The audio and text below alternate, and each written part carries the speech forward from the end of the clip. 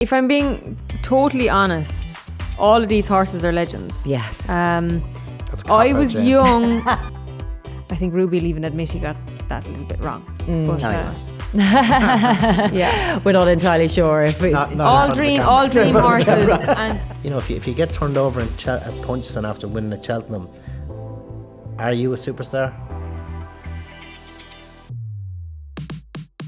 Hello and welcome to Inside Track, the debate brought to you by William Hill. And again, a really special show for you, a really tricky one as well, where we're going to rank our top 5 Punchestown Festival legends. My name is Kate Tracy. Alongside me is Barry Geraghty, Mattie Batchelor and Jane Mangan, of course, a team steeped in racing knowledge and experience. So the 5 horses I would like you to rank in terms of your Punchestown Festival legends are Undersow, Hurricane Fly, Quevega, Sizing John, and Kicking King. So you have your whiteboards. Take it away.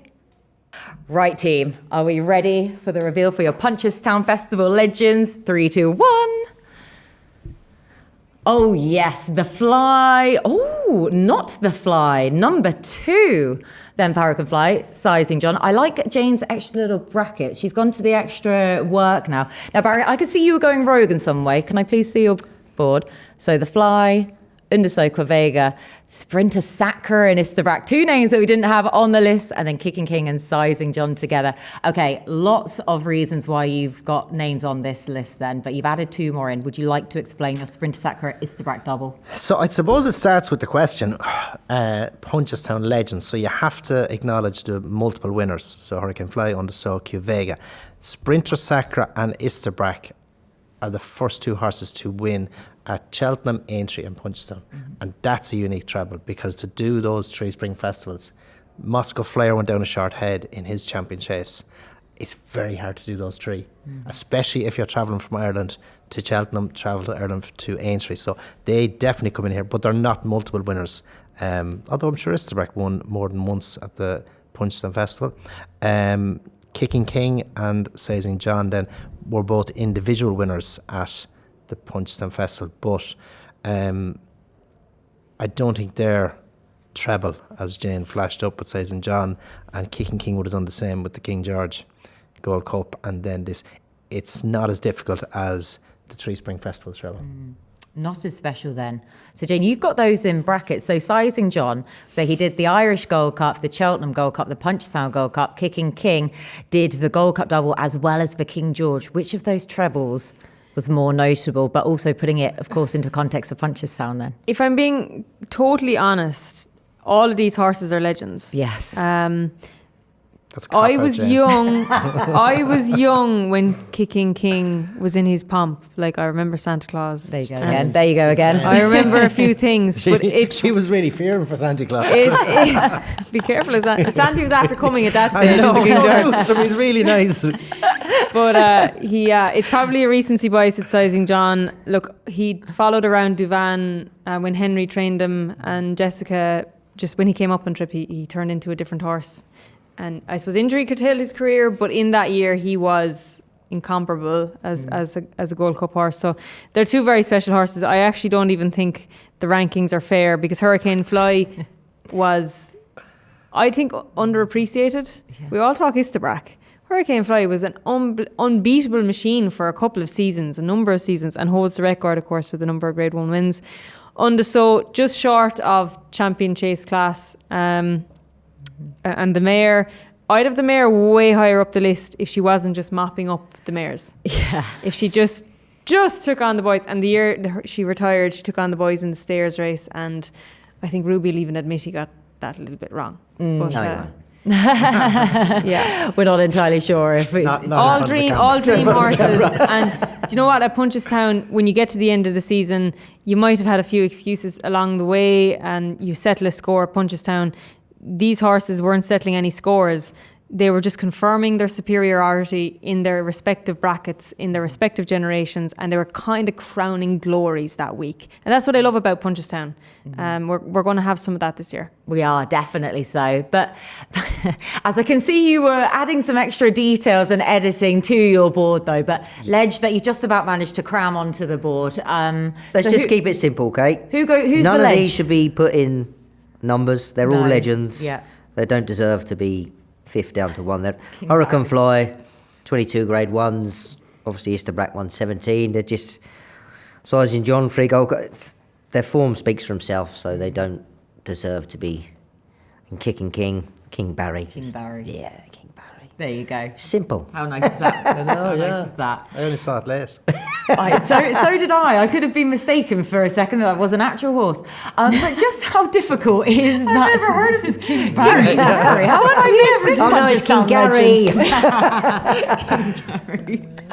But just how difficult, though, is it, though, Mattie, to come back as Sizing John did, who you sort of had as second before you mixed up the order there, to come back and win a Gold Cup. We knew that Galopin Des Champs couldn't do it last year. Is he going to be able to do it this year? Just how difficult is that Cheltenham Punchestown turnaround for those pinnacle races? Of course it is, as Barry says, it's a lot of travelling back and forth and back and forth. So to do it, yeah, it's very impressive. So there's so many factors you can put into this. The travelling to and fro, the 3 festivals, as Barry said, but they've all sort of been there and done it, and they're all different ways of sort of showing that they're legends, because they've all done different things that other horses haven't done, and each deserve merits. So that's why you can't separate them. I know. This is why I was saying beforehand to you all that this is the one that I found the toughest out of all the topics we've done. I found this one the toughest. But Hurricane Fly, though, Barry, I think he has to be number 1, and you've got him as number 1 as well. Well, he was brilliant, and as Jane mentioned, he holds the record for Grade 1 wins. Yeah. That's unbelievable. He probably, although he won, he was good at Cheltenham, but he probably wasn't as dominant at Cheltenham as he was in Ireland, especially at Punchestown and Leopardstown. Like, nothing could get near him, and tactically, no matter what you did, he had all angles covered. So he was a very good horse, and obviously he turned up every time at Punchestown. He was brilliant. Likewise on the Sow, and I had the privilege of riding on the Sow in Auteuil one year, and wow, he was nuts. Absolutely nuts. Was he as keen as would he just run away? But it was unpredictable. So, and Ruby had said to me, he said, this fella now, he'll just turn a corner at some point and he'd just go, boom, gone. And he did. So I'm going along on a tie. I think this is all right.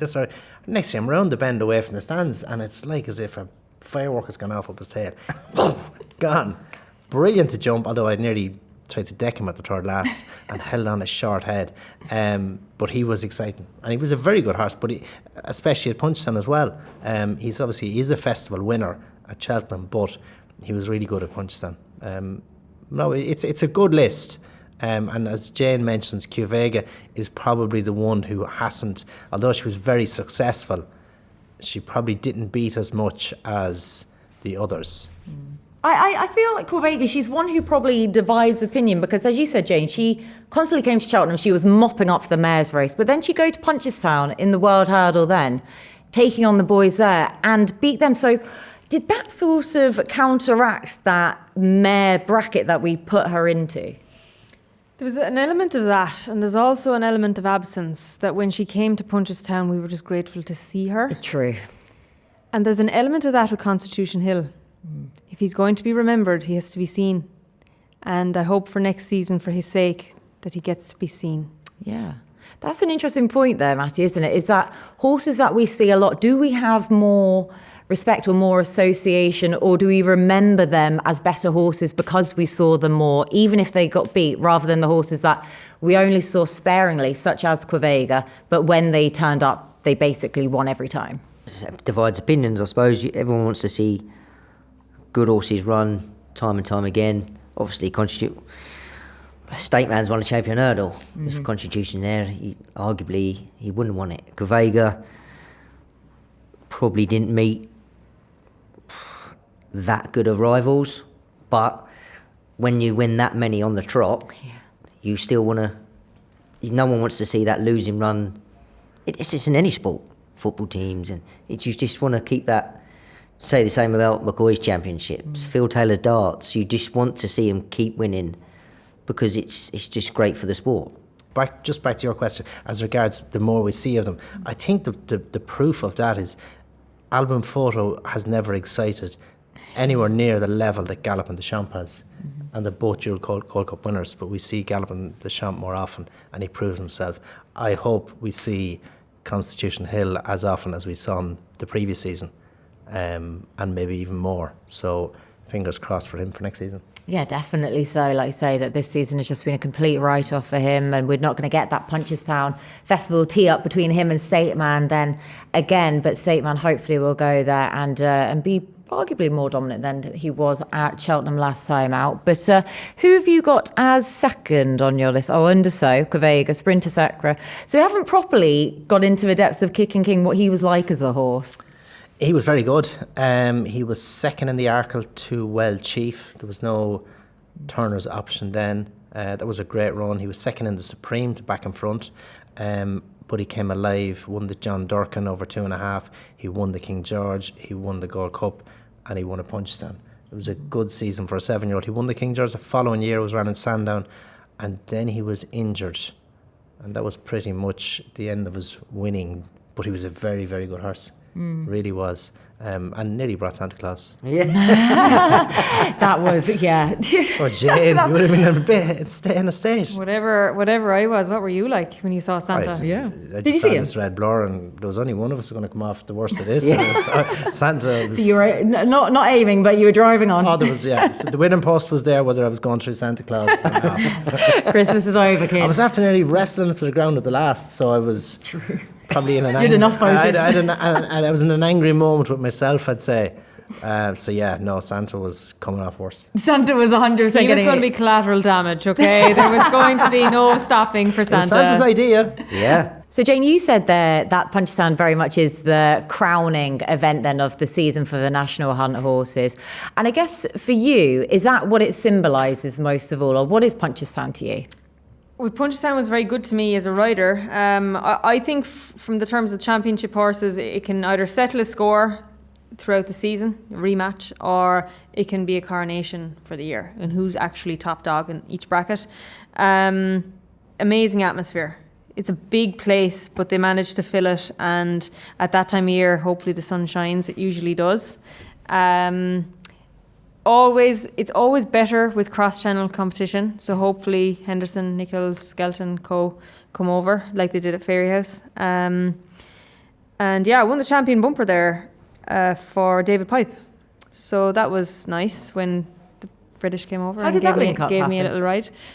I was riding a bit for Gordon Elliott at the time, and Gordon, of course, was working for Martin and is friends with David. So I think that's how it came about. And yeah, that was good memory. Yeah. The name of the horse? The Liquidator won a Grade 1. So yes, of course. For the few years that I rode that, it was nice to get one of those. I rode a horse called Very Wood to win a bumper there one year. I thought he was the best horse I had ridden. He won the Albert Bartlett the next year, but that's why I don't put bumper horses on boards, because he was probably the best bumper horse I rode, but he never really materialised into the horse he could be.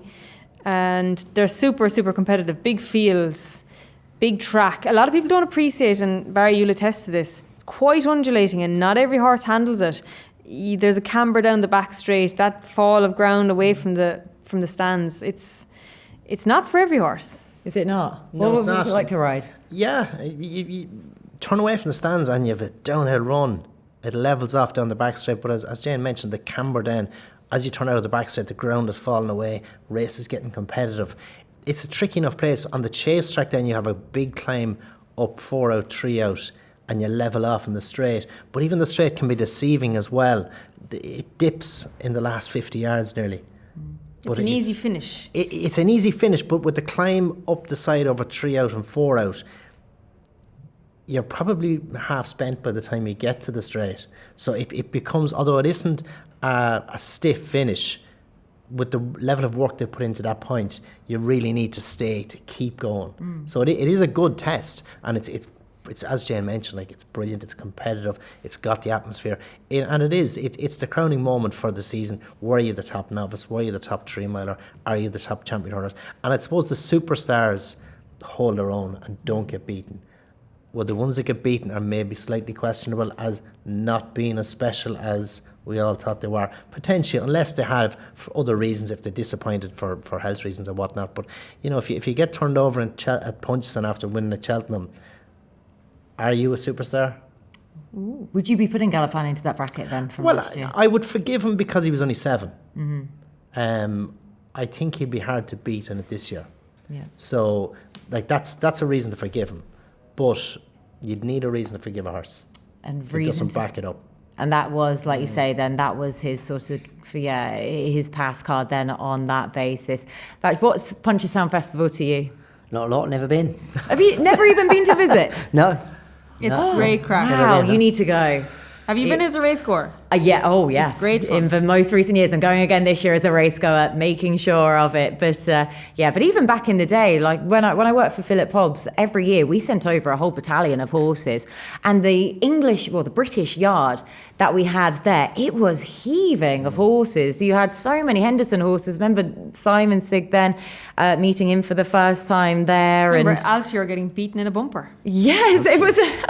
That was it. And Tom George, he sent over a load when God's Own caused the upset, of course, one year. Q Card, when he was over for the Tizzards. Like, it was an absolute hive of activity, the British yard that we had. And we had, I took Fingal Bay over there, who was beaten then in the aforementioned World Hurdle that year. But it means a lot to me, because that was always the one trip you wanted as a member of stable staff every single year was Punchestown, because it was just the best It crack. wasn't for the horses you were doing, it was for the party. Well, a bit of both, really. I wouldn't like to You probably need a say good which balance. percentage. It's all about balance in life, as Jane says. It's all about balance. You're right. This year, the balance is massively tilted one way, because I'm not going with a horse, so we know which way it's going to go. Highly recommend. And then Nace for Town next to it as well. The atmosphere in the evenings. Honestly, you need to go. You've convinced me, I'm going. Right, going back to our Punchestown Festival legends, though, and just as a summary for what we've got. So I'm pretty sure, apart from sizing John then with Jane, I mean, God, I have no idea what Mattie had as his list to start with. Right, I'm just gonna draw a fly. He's just got scribbles now. He's throwing a dot. That looks just like a fly, yeah. That's a fly. There you go. So we've got a fly and 3 horses Cue. that weren't on the list. But you can do your own deducing of what Mattie's got left on his whiteboard now. It's all gone rogue towards the end. The rest of us have still stuck with our original names. And I think I'm going to take this one into my own hands and crown Hurricane Fly as our biggest Punchestown Festival legend then here, and the rest of them. But to be honest with you, this is one of those ones where I don't feel we can call any of these or rank these in any way. I feel like it would be disparaging to them to rank them in any sort of order. All 5 of them are legends. But what other horses have we missed? Let us know in the comment section below. Or if you can even sort these 5 horses into any sort of an order. Hopefully you've enjoyed our debate all the same. And big thank you to the team for all of their hard work as always. Thank you to you for watching. This has been Inside Track the Debate, brought to you by William Hill. Well, a big thank you for watching Inside Track the Debate, brought to you by William Hill. If you'd like to go back and watch our previous episode where we rank our top 5 next generation stars, then click the link in the video. 18+, please remember to gamble responsibly.